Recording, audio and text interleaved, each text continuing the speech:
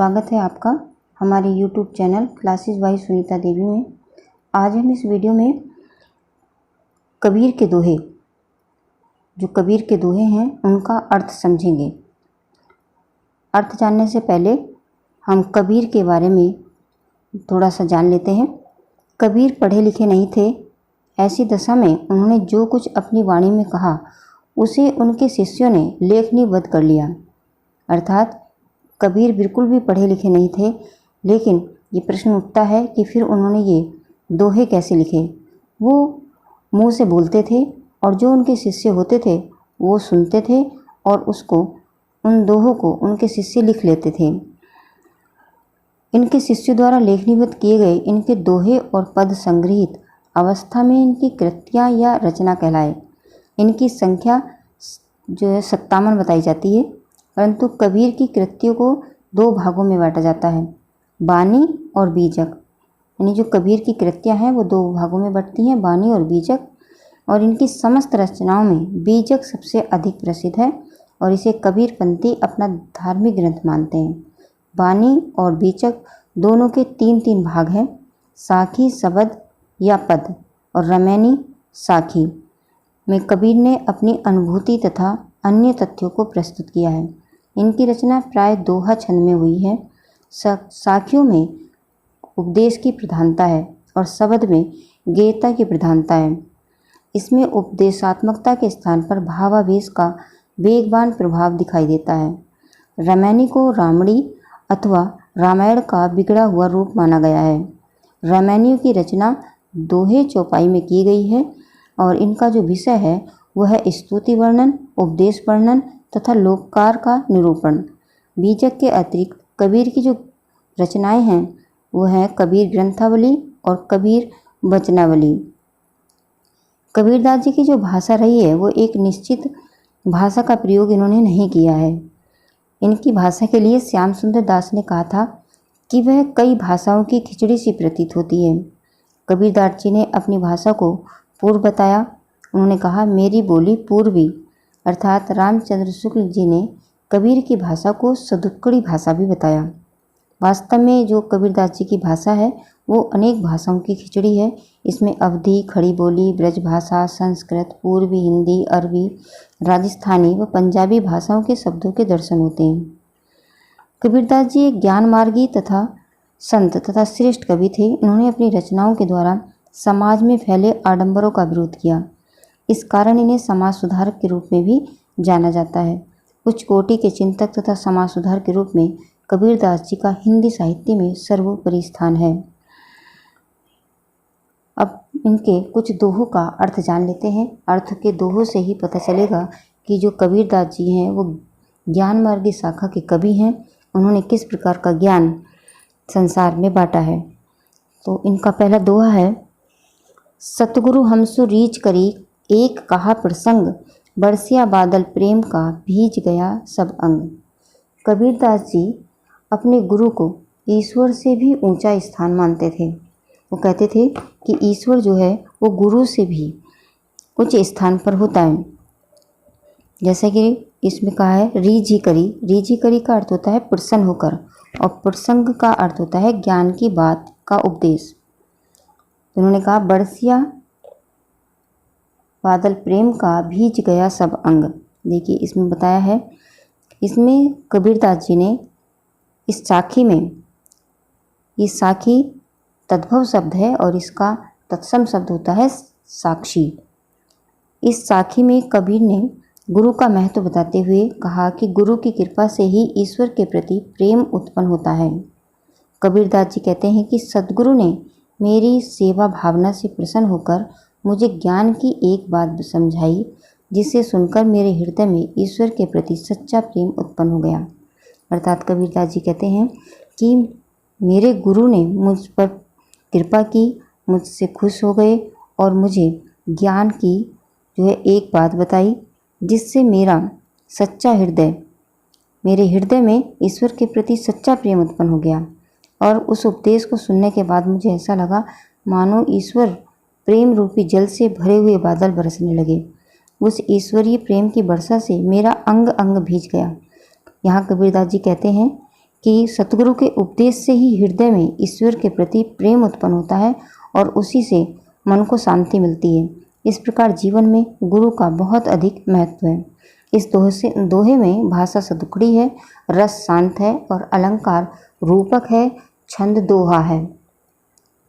इस दोहे में उन्होंने बहुत ही सुंदर ढंग से ज्ञान और भक्ति के क्षेत्र में गुरु की महत्ता का वर्णन किया है।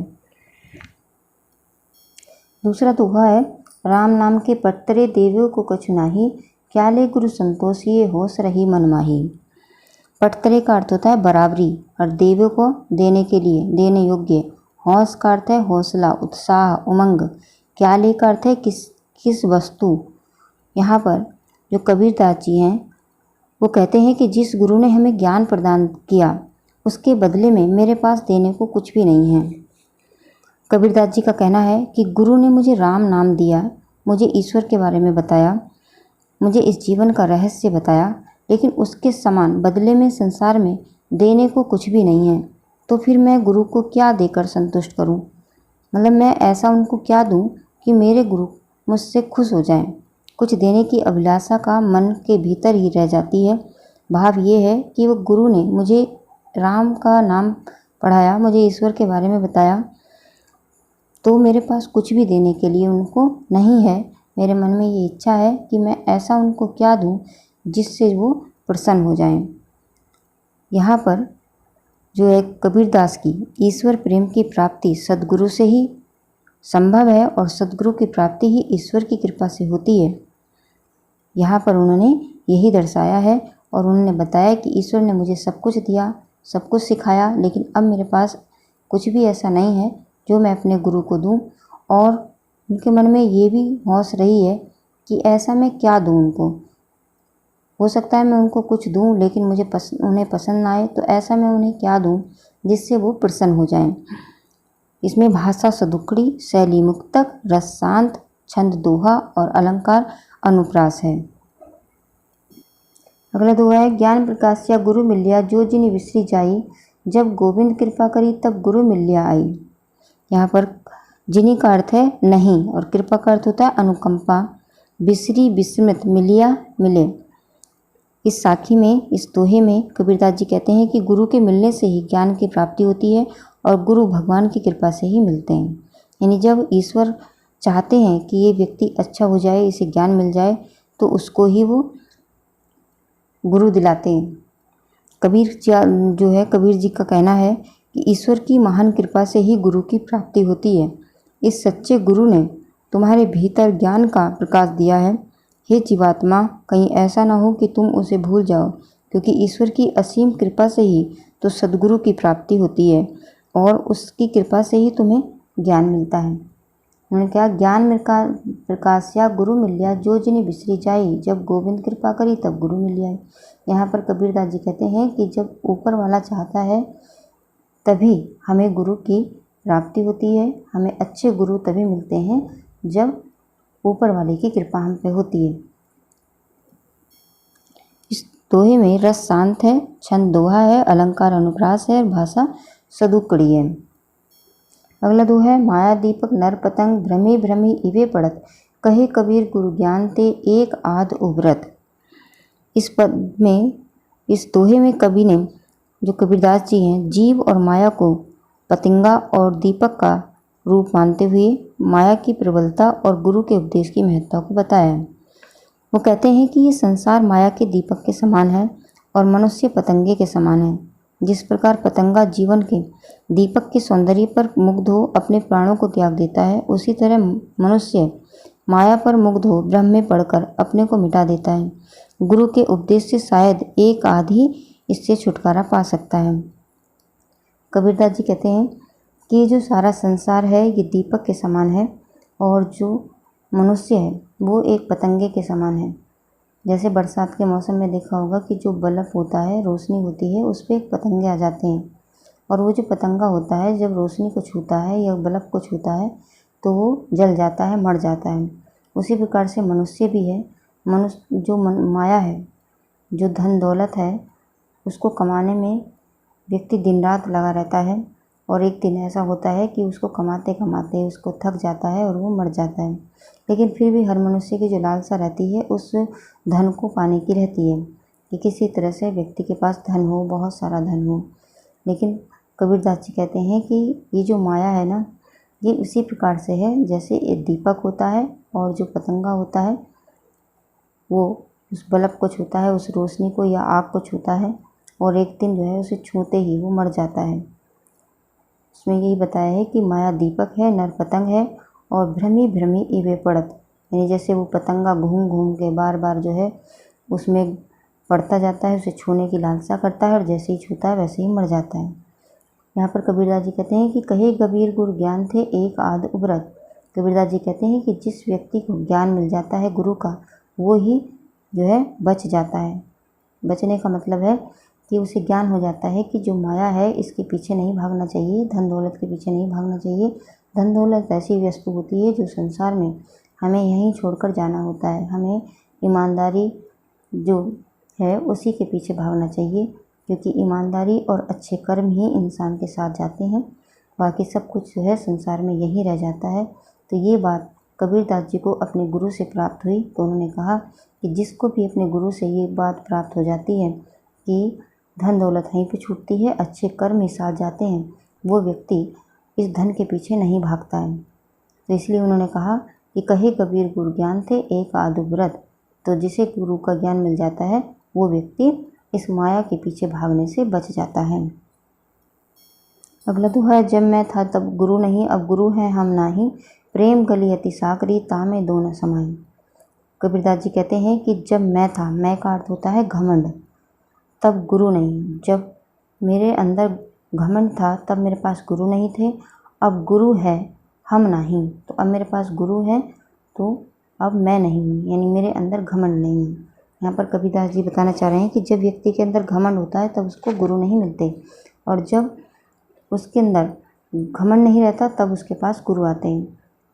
प्रेम गली अति साकरी, साकरी का अर्थ होता है छोटी, यानी जो प्रेम की गली है, जो गुरु और शिष्य के प्रेम की जो गली होती है वो बहुत छोटी होती है। तामे दो न समाई, इसके अंदर दो नहीं समा सकते, इसमें कोई एक ही रहेगा, या तो गुरु रहेगा या फिर आपका घमंड रहेगा। तो इसलिए उन्होंने कहा कि जब मेरे अंदर घमंड था तब गुरु नहीं, अब गुरु है, अब हम नहीं। हम का मतलब हमारे अंदर जो अभिमान था, अहंकार था, वो नहीं है।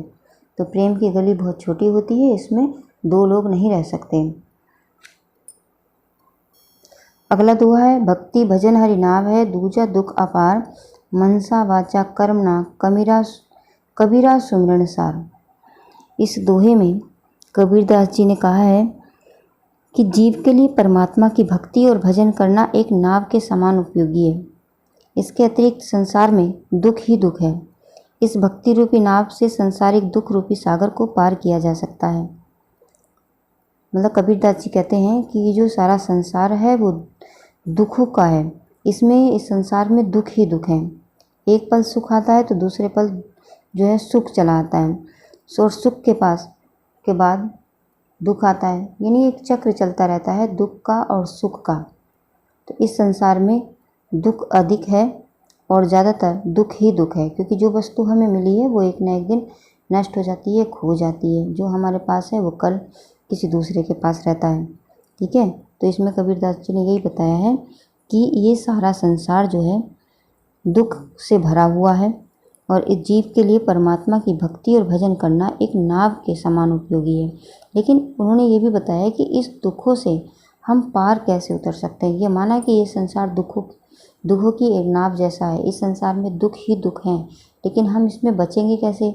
तो उन्होंने इसका एक उपाय भी बताया है कि जो ऊपर वाले की आराधना होती है, जो ऊपर वाले को जो याद करना होता है, जितना भी हम ऊपर वाले को याद करेंगे ना, उससे जितनी भी प्रार्थनाएं करेंगे और जितना उससे प्रेम करेंगे, तो उतना ही हम उस इस संसार के दुखों से बच सकते हैं। कबीरदास जी कह रहे हैं कि ये जो सारा संसार है दुख से भरा हुआ है, लेकिन इसके बचने का उपाय यही है कि हम ऊपर वाले की उपासना करें, ऊपर वाले से प्रेम करें, ऊपर वाले का ध्यान करें, उससे प्रार्थना करते रहें। इसलिए उन्होंने कहा कि मन, वचन और कर्म से परमात्मा का स्मरण करना चाहिए। यही जीवन का परम तत्व है। मनसा मन से, वाचा वाणी से, कर्मणा कर्मों से, कबीरा सुमिरन सार। कबीरदास जी कहते हैं कि इसीलिए तू मन से, कर्म से, वचनों से ऊपर वाले का ध्यान कर, क्योंकि ये जो है दुखों का संसार है और इससे पार होने का एक ही उपाय है, ऊपर वाले की भक्ति करना। अगला दोहा है, कबीर चित चमकिया चहुदिसि लागी लाई, हरि सुमरण हाथू घड़ा बेगु लेहु बुझाई। इसमें कबीरदास जी कहते हैं कि संसार में सब जगह विषय वासनाओं की आग लगी हुई है और मेरा मन भी उसी आग से जल रहा है, झुलस रहा है। विषय वासनाओं का मतलब होता है इच्छाओं की, यानी कबीरदास जी कहते हैं कि हर व्यक्ति के अंदर जो है इच्छाएं की एक आग सी लगी हुई है कि मुझे ये मिल जाए, हमें वो मिल जाए, हमें ये हो जाए, मुझे मेरे पास ये नहीं है, मेरे पास वो नहीं है। हर आदमी का जो जीवन है ना, वो इसी में उलझा पड़ा है। कबीरदास जी कहते हैं कि मेरे अंदर भी ये जो है, ये भी चाहत मेरे अंदर भी है। तो वो कहते हैं कि इस तरह भी कह सकते हैं कि मेरे मन में भी विषय वासनाएं उमड़ रही हैं। अपने मन को संबोधित करते हुए संत कबीर जी कहते हैं कि मेरे मन में तेरे हाथ में ईश्वर स्मरण रूपी घड़ा है, तू इस घड़े के जल से सिरगी वासनाओं की आग बुझा ले।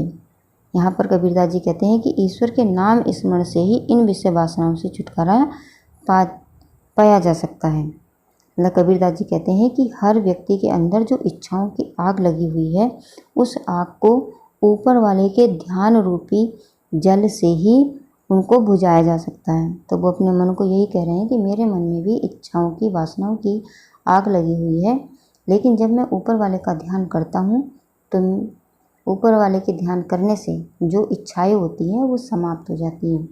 यानी जो है स्मरण रूपी जल से उन वासनाओं को बुझा लेने का मतलब है कि जब हम ईश्वर को याद करते हैं तो हमारा जो ध्यान होता है वो ईश्वर की तरफ लग जाता है, संसार से हमारा ध्यान अलग हो जाता है। तो हमारे अंदर जो है ये इच्छाएं जो होती हैं ये कम हो जाती हैं। अगला दोहा है 8वां, असड़िया झाई पड़ी पंथ निहारी निहारी, जिबड़िया छाला पड़िया राम पुकारी पुकारी। यहाँ पर कबीरदास जी कहते हैं कि मैं अपने उस ईश्वर को दिन रात जो है याद करता रहता हूँ, दिन रात पुकारता रहता हूँ, और पुकारते पुकारते जो मेरी आँखें हैं उसके नीचे झाई पड़ गई हैं और उनका रास्ता निहारते निहारते, मतलब अपने ईश्वर का, ऊपर वाले का रास्ता निहारते निहारते मेरी आँखों में झाई पड़ गई और उनका नाम पुकारते पुकारते जो है मेरी जीभ पर छाला पड़ गया। यहाँ पर कबीरदास जी का कथन है कि जीवात्मा बड़ी व्याकुलता से परमात्मा की प्रतीक्षा में आंखें बिछाए हुए है। भगवान की बाट जोते जोते उनकी आंखों में झाइयाँ पड़ गईं, फिर भी उन्हें ईश्वर के दर्शन नहीं हुए। वो कहते हैं कि जीवात्मा परमात्मा का नाम जपते जपते थक गई, उनकी जीभ में छाले भी पड़ गए, परंतु फिर भी परमात्मा ने उनकी पुकार नहीं सुनी, क्योंकि वो कहते हैं कि सच्ची लगन और सच्चे प्रेम से ही ईश्वर के और सच्चे मन की पवित्रता से ही ईश्वर प्राप्त होते हैं। इसके अगर बिना पवित्रता के मन की पवित्रता, सच्चा प्रेम नहीं है तो व्यर्थ में नाम का जपना और बाट जोना बेकार ही रह जाता है, ईश्वर हमें नहीं मिलता। यानी कबीरदास जी बताते हैं कि जब तक मन पवित्र ना होगा तो चाहे तुम दिन रात कितने ही जो है रट लगाए जाओ, राम नाम का जप करे जाओ, उन्हें ईश्वर की प्राप्ति नहीं होगी। तो आज हम इस वीडियो में बस इतना ही पढ़ेंगे। कबीरदास जी के अगले दोहे हम इस वीडियो के भाग 2 में पढ़ेंगे। मुझे आशा है कि आप सबको ये दोहे अच्छी तरह से समझ में आ गए होंगे। धन्यवाद।